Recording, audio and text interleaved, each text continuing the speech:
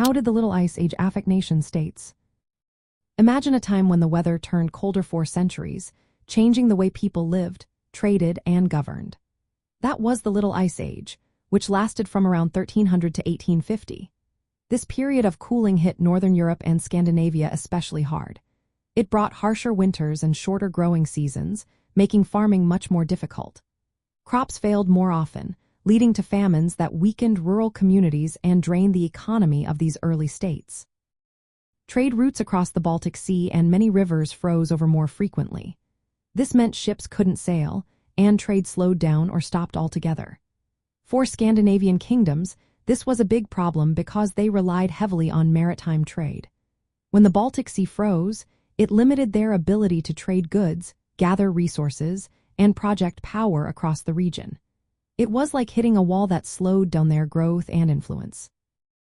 Glaciers also advanced during this time, destroying farms and settlements. Many farms were lost to ice and floods caused by melting glaciers. This reduced the tax base for rulers because fewer farms meant less food and fewer resources to support armies and governments. Iceland was hit especially hard, losing about half of its population due to crop failures and volcanic eruptions worsened by the cold climate. This population decline made it harder for the nation to rebuild or expand. The colder weather also affected Scandinavian colonies in Greenland. These settlements depended on trade with Europe and farming, but the colder, stormier conditions made life tough.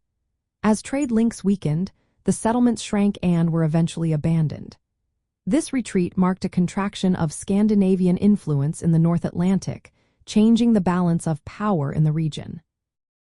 Social tensions grew as food shortages and rising grain prices caused unrest. People became angry and desperate, and rulers faced more challenges to keep their authority.